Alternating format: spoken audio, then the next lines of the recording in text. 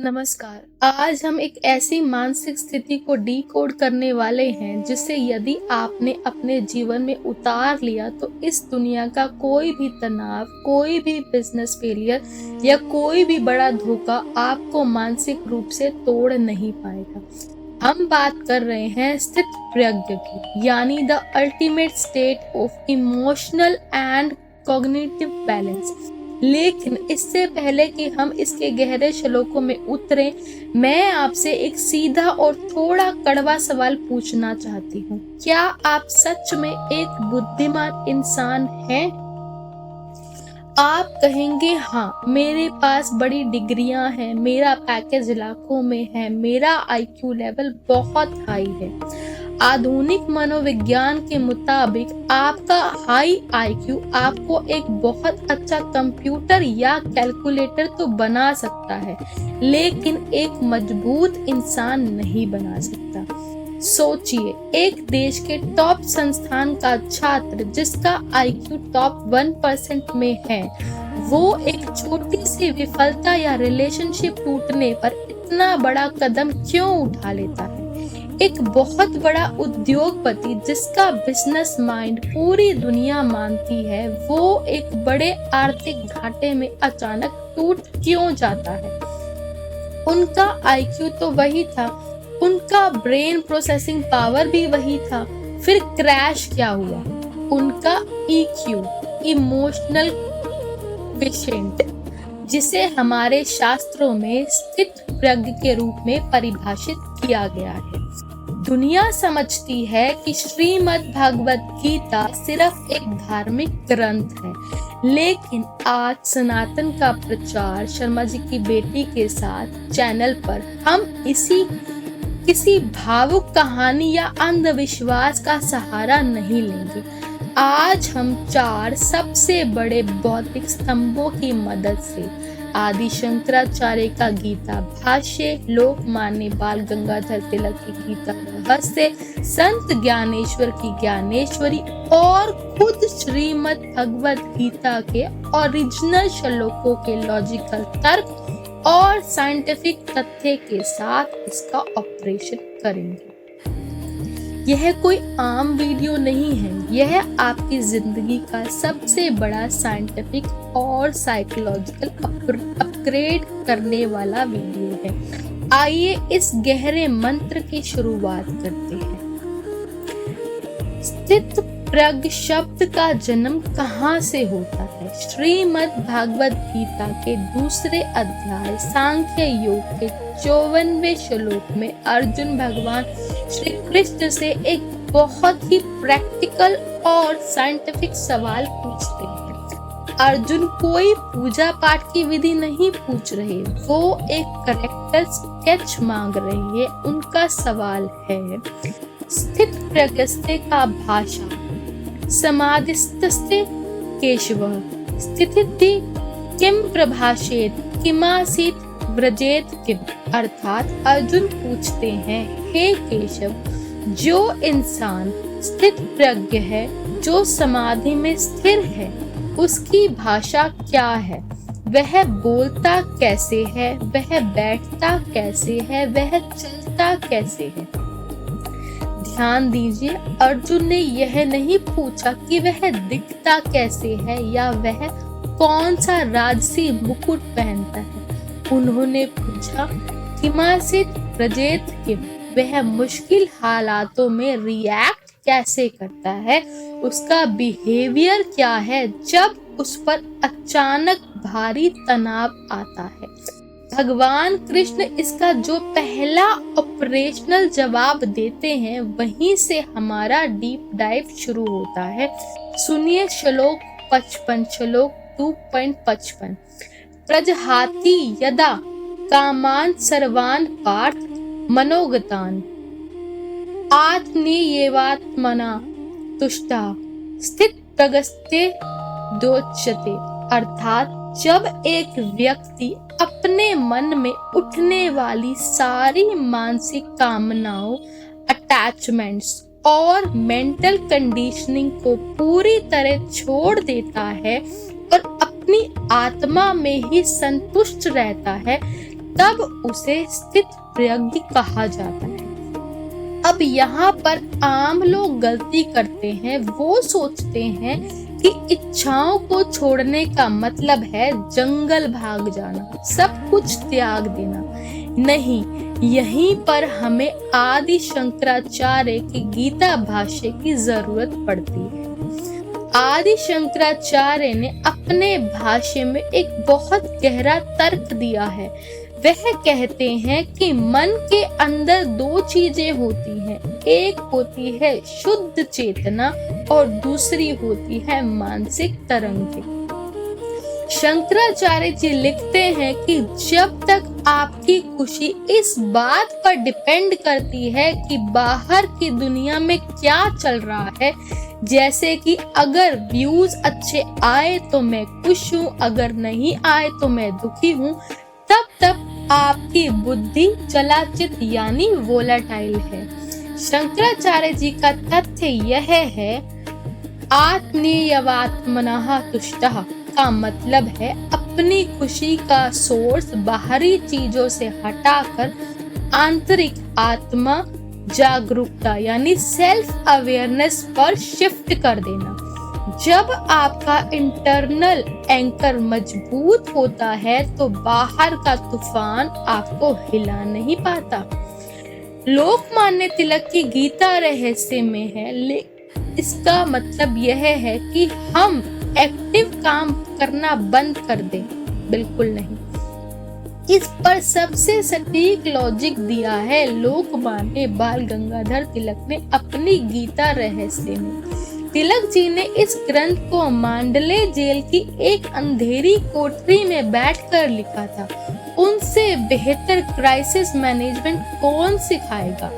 गीता रहस्य में तिलक जी लिखते हैं कि स्थित प्रज्ञ कोई अकर्मण्य सन्यासी नहीं है जो आंखें बंद करके बैठ जाए। स्थित प्रज्ञ का असली टेस्ट तब होता है जब वह कर्म योग के मैदान में होता है। तिलक जी कहते हैं, स्थित प्रज्ञ वह है जो समाज और अपने कर्तव्य के लिए पूरी ताकत से लड़ता है, लेकिन उस लड़ाई के परिणाम से अपना मानसिक संतुलन नहीं खोता।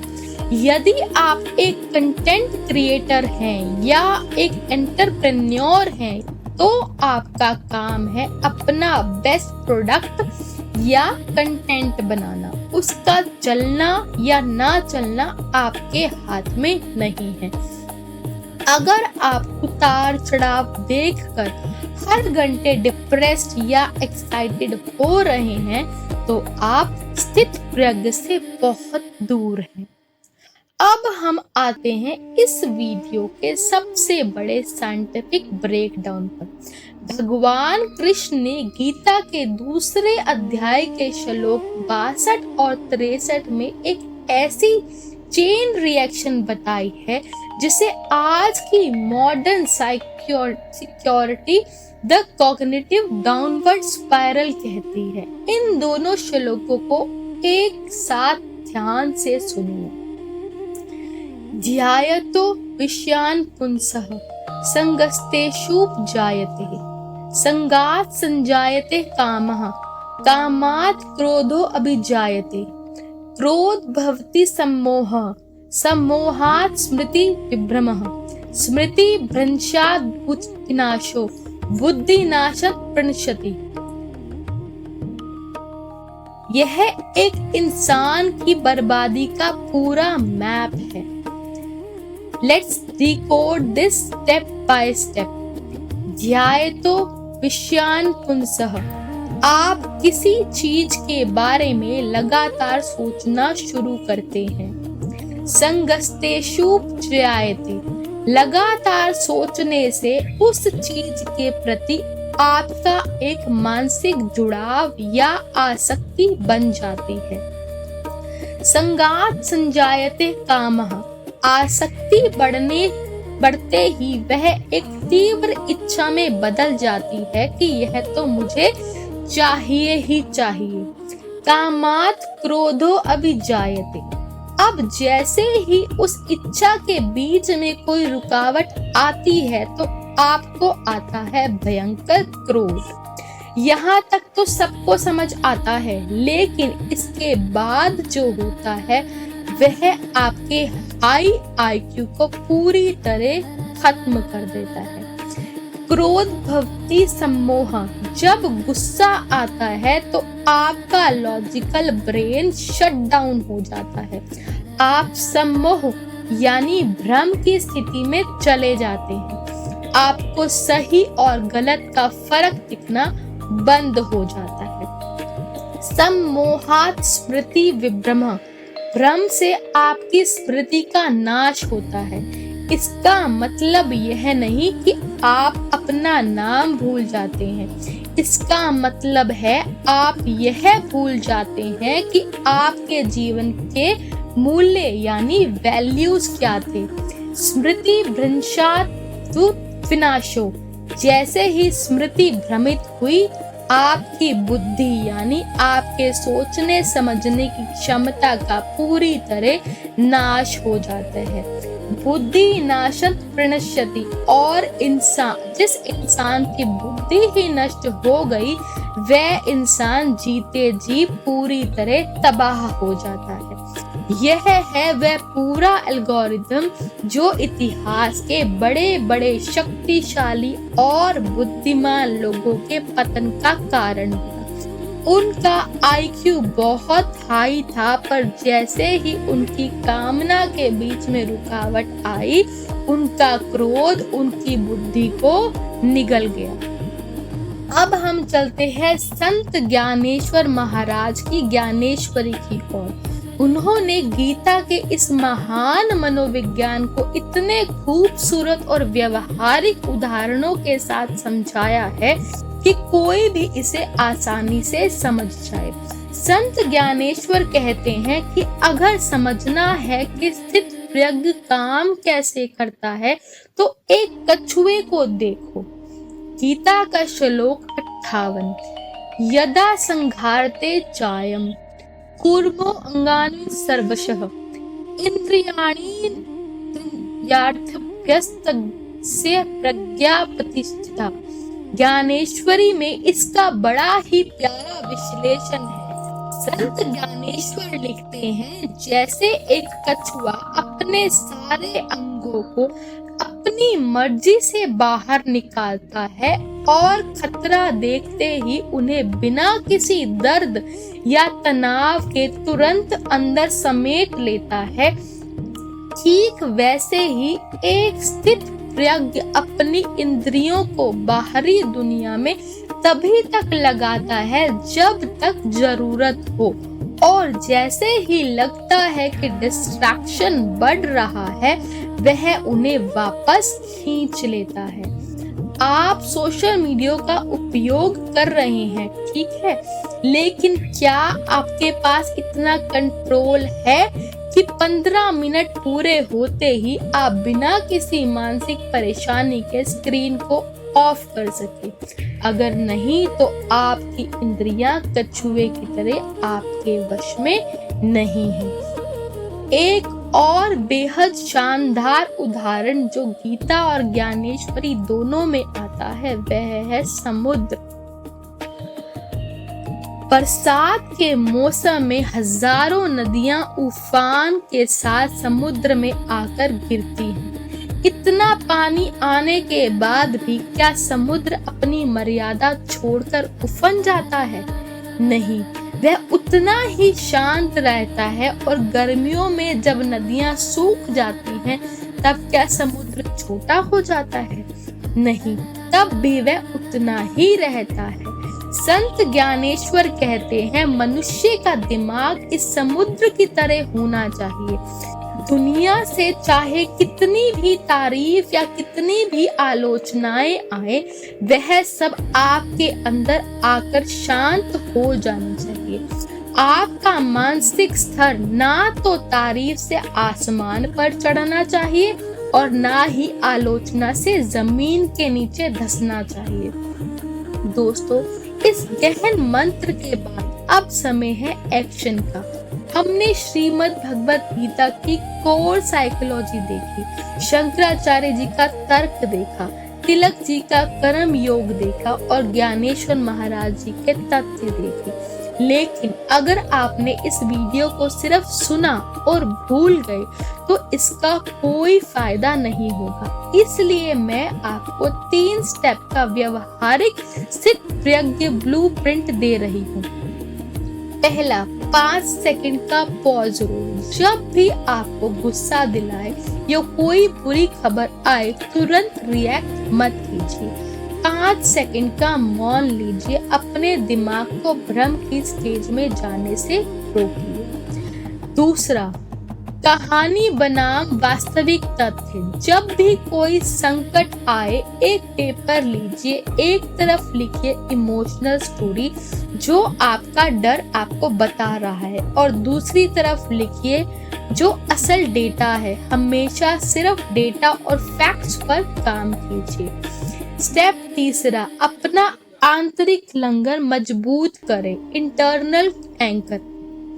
अपने दिन का कम से कम 15 मिनट बिना किसी मोबाइल या स्क्रीन के खुद के आत्म विश्लेषण और शास्त्रों के चिंतन में बिताइए। अपनी खुशी का रिमोट कंट्रोल किसी दूसरे के हाथ में मत दीजिए। स्थित प्रज्ञ बनना कोई एक दिन का काम नहीं है, यह एक निरंतर साधना है और इस साधना की शुरुआत आज से ही होगी। मैं चाहती हूँ कि आप अभी के अभी इस वीडियो के कमेंट सेक्शन में जाएं और पूरे संकल्प के साथ लिखें, आई एम बिल्डिंग अ स्थिर बुद्धि। यह सिर्फ एक कमेंट नहीं होगा, यह आपका खुद से एक डिजिटल वादा होगा कि आप अब से एक कमजोर दिमाग के साथ नहीं बल्कि एक अचल और संतुलित बुद्धि के साथ जिएंगे। अगर आपको लगता है कि आज के इस सेशन ने आपके सोचने का तरीका बदला है तो सनातन का प्रचार चैनल को अभी सब्सक्राइब कीजिए, वीडियो को लाइक कीजिए और इसे उनके साथ जरूर शेयर कीजिए जिन्हें इसकी सबसे ज्यादा जरूरत है। अगले भाग यानी डे 6 पर हम बात करेंगे कर्म योग की कि कैसे बिना परिणाम की चिंता किए एक अचूक निष्पादक बना जाता है। तब तक के लिए शांत रहिए, संतुलित रहिए, प्रेम से कहिए राधे राधे।